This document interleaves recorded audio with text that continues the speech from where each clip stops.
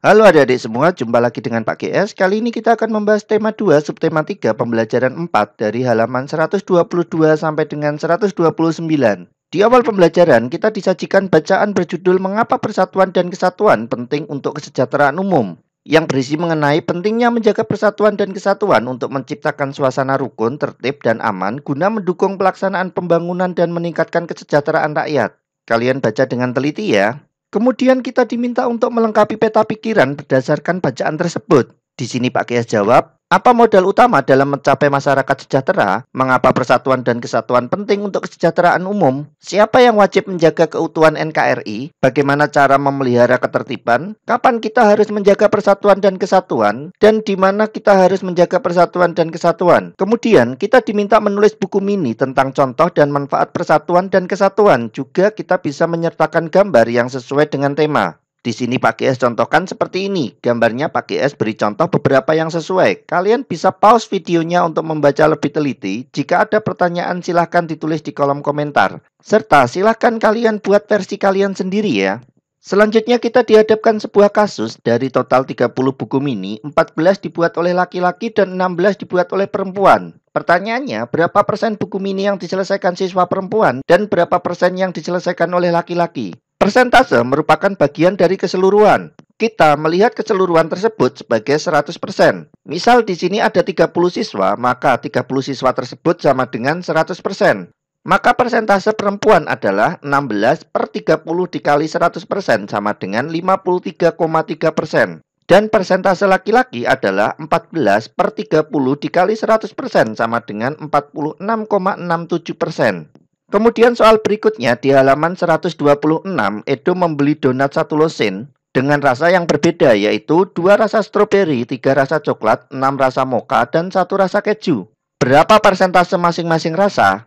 Di sini Pak Kies jawab, 1 losin sama dengan 12 buah. Maka rasa stroberi adalah 2 per 12 dikali 100% sama dengan 16,67%. Rasa coklat 3 per 12 dikali 100% sama dengan 25%. Rasa mocha 6 per 12 dikali 100% sama dengan 50%. Dan rasa keju 1 per 12 dikali 100% sama dengan 8,33%. Soal kedua, di area parkir terdapat 60 kendaraan terdiri dari 20 sedan, 10 truk, dan sisanya adalah sepeda motor. Berapa persentase sepeda motor? Jumlah sepeda motor sama dengan jumlah seluruh kendaraan dikurangi sedan dan truk. Sama dengan 60 dikurangi 20 ditambah 10. Sama dengan 60 dikurangi 30 sama dengan 30. Maka persentase sepeda motor adalah 30 per 60 dikali 100% sama dengan 50%. Soal nomor 3, di kelas ada 30 siswa. Sepertiga siswa mendapat nilai 8. 3 siswa mendapat nilai 6, 8 siswa mendapat nilai 7, 6 siswa mendapat nilai 9, dan 3 siswa mendapat nilai 10. Berapa siswa yang mendapat nilai 6? Yang mendapat nilai 6 ada 3 siswa, maka persentasenya adalah 3 per 30 dikali 100% sama dengan 10%. Masih di soal yang sama, pertanyaan berikutnya, jika digabungkan berapa persen siswa yang mendapatkan nilai 7 dan 8? Yang mendapat nilai 7 ada 8 siswa, dan yang mendapat nilai 8 adalah sepertiga dari jumlah siswa, yaitu sepertiga dikali 30 sama dengan 10 siswa. Maka jumlah yang mendapatkan nilai 7 dan 8 adalah 18 siswa. Persentasenya adalah 18 per 30 dikali 100% sama dengan 60%. Pertanyaan berikutnya, berapa persen siswa yang mendapat nilai 9? Yang mendapatkan nilai 9 ada 6 siswa, maka persentasenya adalah 6 per 30 dikali 100% sama dengan 20%. Dan berapa persen yang mendapatkan nilai 10? Yang mendapatkan nilai 10 ada 3 siswa, maka persentasenya adalah 3 per 30 dikali 100% sama dengan 10%. Kemudian kita diminta untuk membuat soal kita sendiri. Di sini Pak GS contohkan, Sista mempunyai 10 kertas lipat, 3 berwarna merah, 5 berwarna hijau, dan sisanya berwarna kuning. Berapa persen kertas lipat yang berwarna kuning? Nah, kalian buat soal cerita kalian sendiri ya. Kemudian kita diberi contoh soal, Benny membeli seragam seharga 120.000 dan Benny mendapatkan diskon 20%. Berapa yang harus dibayar Benny? Di sini dijelaskan kita harus mencari diskonnya terlebih dahulu, yaitu 20% sama dengan 20 per 100 atau disederhanakan jadi 1 per 5. Kemudian dikalikan dengan 120.000 sama dengan 24.000. Maka yang harus dibayar Benny adalah harga awal dikurangi diskon, yaitu 120.000 dikurangi 24.000 sama dengan 96.000. Selanjutnya kita diminta menyelesaikan beberapa soal. Yang pertama, ayah membeli celana seharga 150.000. Jika ayah mendapatkan diskon 15%, berapa yang harus dibayar ayah? Di sini Pak GS jawab, diskon sama dengan 15% dikalikan harga awal, yaitu 15% dikalikan 150.000.